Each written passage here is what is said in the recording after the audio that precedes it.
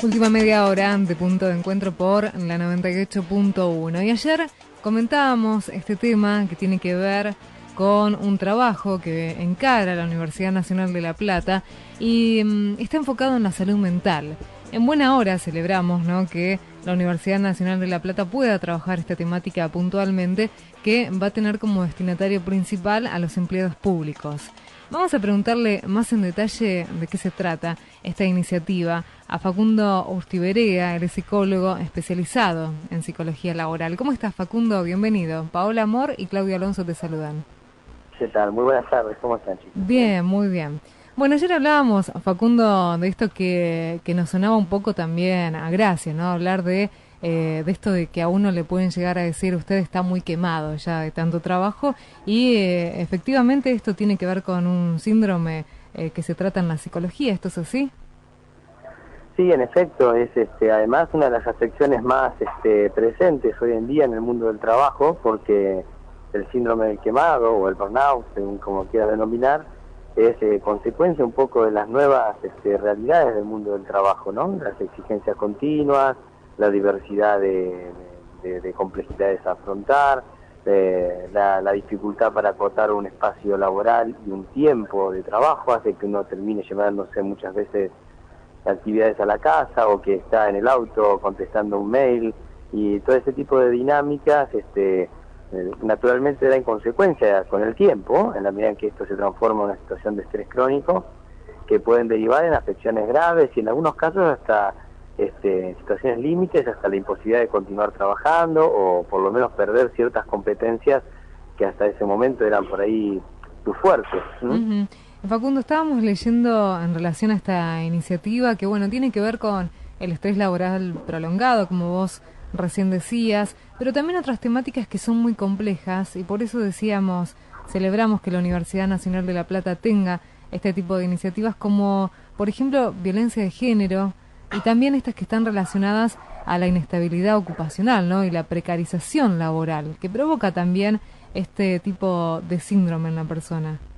Sí, totalmente.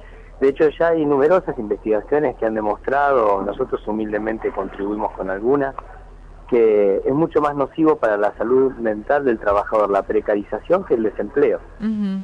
Digamos, aunque pueda parecer curioso, el desempleo se vive como una situación de duelo, digamos, ¿no?, como una pérdida, frente a lo cual hay que hacer justamente toda una reconstrucción, una resignificación de tu propia identidad laboral, pero que con un recorrido simbólico apropiado, el sujeto puede reintegrarse al marco del trabajo. Mientras que la precarización supone permanecer en un espacio, muchas veces no solo precario en conceptos contractuales, ¿no?, sino que tiene que ver con que uno no valora la propia tarea que hace o no es valorado por los demás. Uh-huh. Y hasta se puede llegar a sentir preso, ¿no?, de ese trabajo.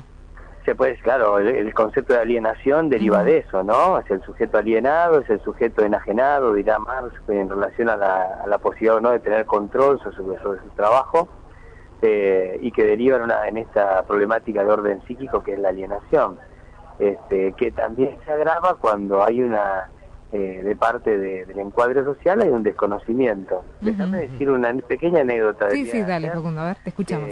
Que marca tal vez un poco aún más la razón que hemos tenido para trabajar con el sector público. Ayer en algunos de los diarios donde la nota salió publicada, existe la posibilidad de hacer comentarios. Uh-huh. Y me puse a leer los comentarios en general de los lectores. Creo que de 12 en 10 se mataban de risa, de cómo un empleado público que es un vago, de que va a estar enfermo, de aburrimiento.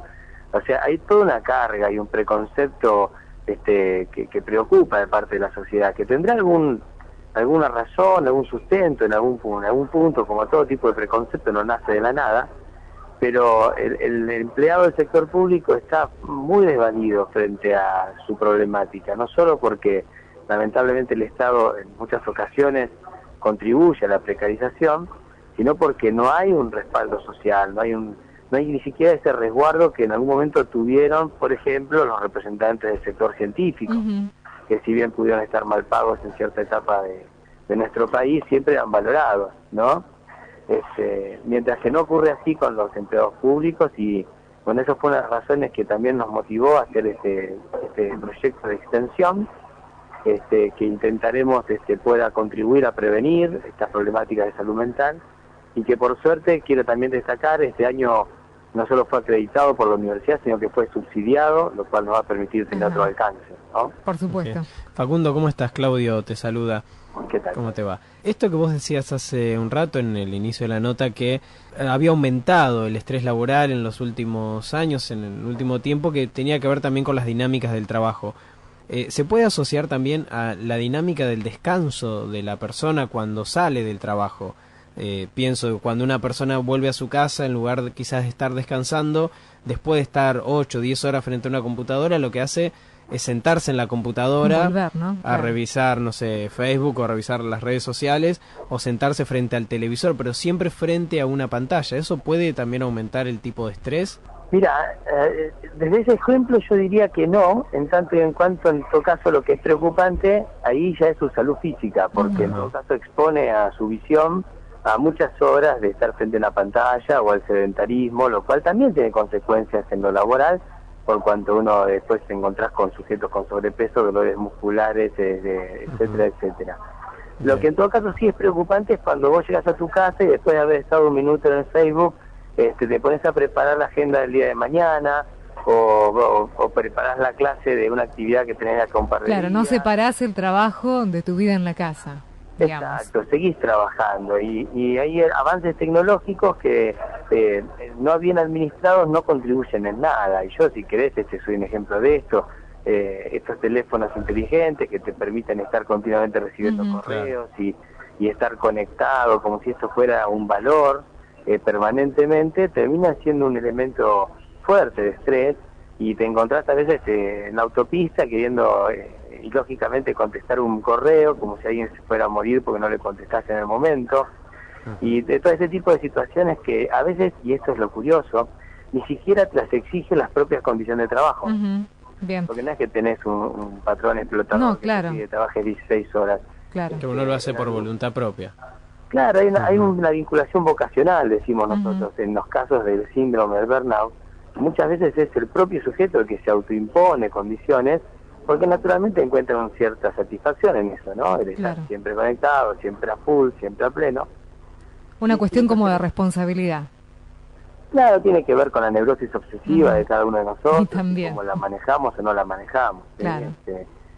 Entonces es muy importante, y por eso apelamos al rol y a la posición que cada uno de nosotros adopte frente al trabajo en términos de prevención, porque si bien se puede y se debe trabajar desde aspectos organizacionales, o sea, hay que velar para que las organizaciones no contribuyan con la insalubridad mental de los trabajadores, cosa que hoy abunda también. Claro, eso te iba a preguntar, Facundo, ¿no? Porque si bien ustedes van a trabajar con los empleados, también se prevé en un futuro, más adelante, cuando esto esté un poco más desarrollado, trabajar también con quienes tienen las responsabilidades más grandes, digo, los que están a la cabeza de estos trabajos.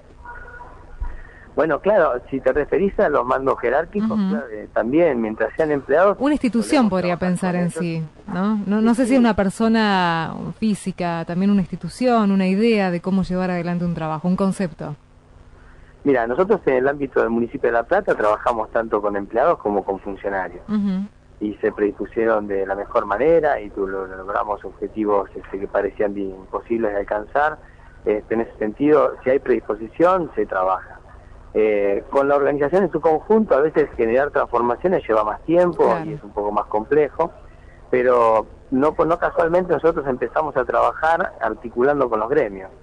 En todos los casos nosotros hemos siempre trabajado con los distintos gremios del sector público, con la bancaria en su momento, con UPCN, con ATE, ahora estamos trabajando muy fuerte con FODECIT, con el sindicato del personal del correo.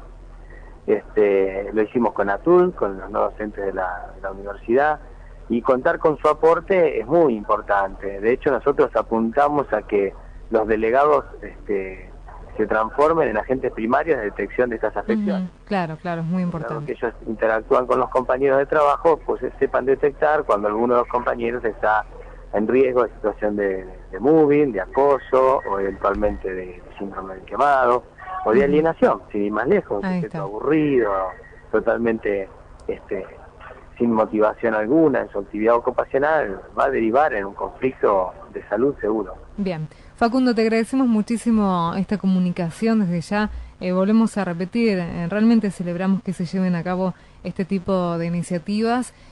Seguramente si uno piensa quiénes pueden llegar a necesitar, ¿no es cierto?, de este tipo de iniciativas, uno podría advertir que es mucha gente que está trabajando hoy por hoy bajo ciertas presiones, con un estrés que viene de hace larga data, y me parece que es un buen punto de partida, ¿no?, para empezar a ampliar un poco más este tema y para sociabilizarlo también, para hablarlo en los medios de comunicación.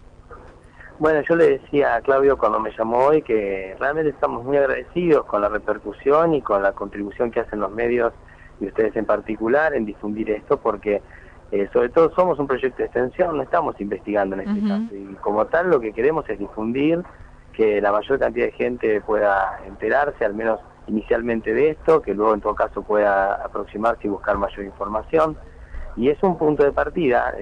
La psicología del trabajo tiene un desarrollo, si querés, en relación a otras líneas como la clínica, no de tanto reconocimiento aún en la sociedad, y en particular la salud mental.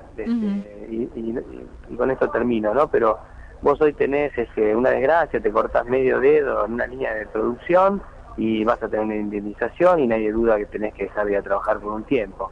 Vos tenés una depresión cabalgante, producto de las condiciones alienantes de trabajo, y van a pensar que sos un vago o van a hacer lo posible por echarte. O sea, no hay un reconocimiento, ni siquiera desde las obras sociales.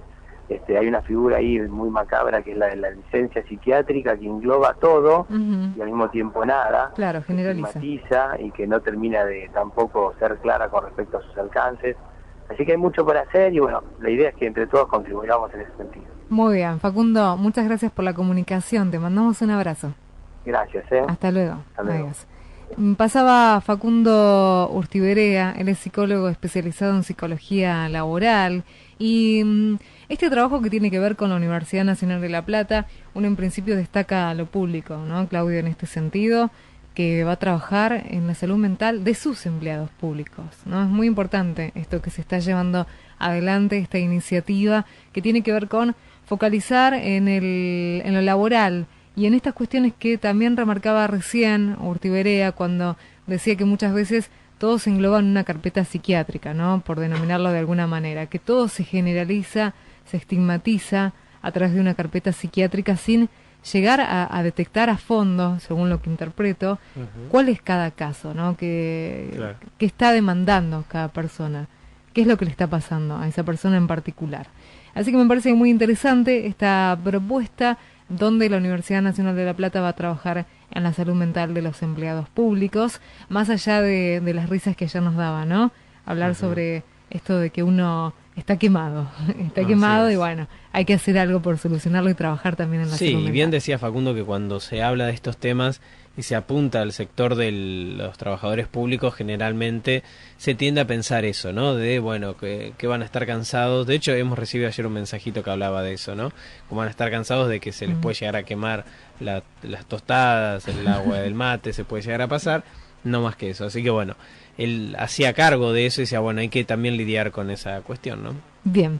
Tema musical en la 98.1, ojalá esto sirva también, ¿no?, para que bajemos un cambio, porque a veces es cierto, ¿para qué estar conectado a las 24 horas? Muchas de esas situaciones en las que uno no se desprende de la tecnología tienen que ver con una responsabilidad que uno mismo asume y que podría tratar de desprender un poco el trabajo de la casa. Hay que intentarlo, de a poquito.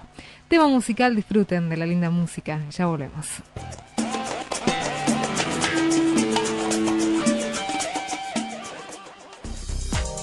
Envíanos tu información, tu correo a puntodencuentro981@gmail.com, al Facebook Punto de Encuentro.